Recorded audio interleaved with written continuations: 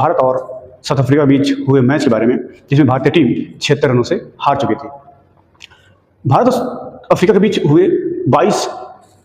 फरवरी के विश्व कप वाले मैच में भारतीय टीम फेवरेट थी, लेकिन ये भी नहीं कहा जा सकता था कि जो साउथ अफ्रीका की टीम थी वो भी कहीं तरीके से भी कमज़ोर थी। लेकिन दोनों के बीच में एक कड़ा मुकाबला देखने की उम्मीद थी, लेकिन जिस तरीके से मैच हुआ, उस मैच को देखने के बाद ये एहसास हो गया कि उस दिन हुए 2 मैच में दोनों मेजबान टीमें अपने अपोनेंट के साथ ऐसा हारी जिसकी किसी को उम्मीद नहीं थी। श्रीलंका 95 रनों पे सिमट गई थी और भारत 111 रनों पे सिमट गया था। अब इमेजिन दैट कर सकते हैं कि भारत का जो हारने का पैटर्न है अहमदाबाद क्रिकेट ग्राउंड पर, ये 2023 विश्व कप के बाद ये दूसरी बार है जिसमें भारतीय टीम ने आईसीसी इवेंट्स में कोई मैच हारा हो। लेकिन सबसे बड़ी बात भारत के साथ ये थी कि यदि इसको उस तरीके से देखा जाए तो भारतीय टीम ने पिछले 2 साल में जिस तरीके से T20 क्रिकेट को खेला है, उसके हिसाब से ये 188 रनों के लक्ष्य को आसानी से पार पाया जा सकता था, आसानी से पहुंच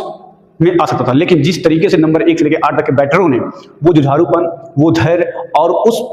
लैक ऑफ पेशेंस की कमी देखने को मिली, इसी की वजह से रोहित शर्मा और विराट कोहली को लोग याद कर रहे थे उस मैच के हार के बाद से ही।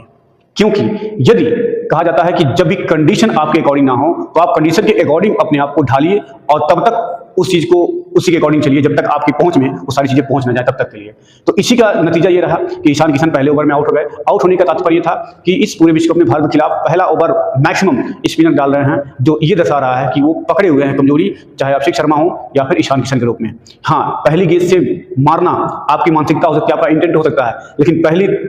पिच के कंडीशन के हिसाब से देखा जाए तो उसी के हिसाब से खेलना भी आपकी जिम्मेदारी होती है। इसलिए रोहित शर्मा और विराट कोहली दोनों अलग लेवल के प्लेयर थे जो कंडीशन बेस्ड बैटिंग करते थे। लेकिन इस मैच में देखने को मिला जो आया सिर्फ छक्का या चौके मारने के चक्कर में ही अपने विकेट को तोहफे के रूप में गंवाता हुआ या देता हुआ चला गया, जिसके एवज में सिर्फ भारत का एक ही बैटर है जो इस समय पेंगुइन बना हुआ है, वो है शिवम दुबे। शिवम दुबे ने जिस तरीके से भारतीय टीम को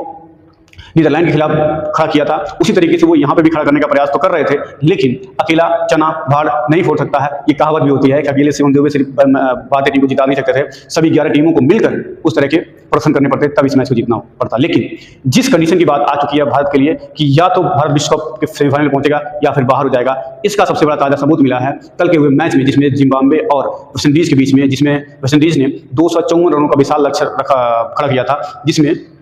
जिम्बाब्वे 147 रनों पर ही ढेर हो गई। 107 रनों की बड़ी जीत के साथ ही ये कंफर्म हो गया कि भारत को आने वाले दोनों मैच में एक जिम्बाब्वे और एक वेस्टइंडीज के खिलाफ सबसे बड़े मार्जिन के साथ जीतना भी होगा। और ये भी ध्यान देना पड़ेगा कि साउथ अफ्रीका और वेस्टइंडीज के बीच होने वाले मैच में भी वेस्टइंडीज कहीं ना कहीं से हार जाए या दोनों टीमें आने वाले दोनों मैच हार जाएं तो भारत की पॉसिबिलिटी बन सकती है। अदरवाइज ये बिल्कुल संभावना बन चुकी है कि भारत इस विश्व कप में बाहर होने के कगार पे पहुंच चुका है, अगर मगर की कंडीशन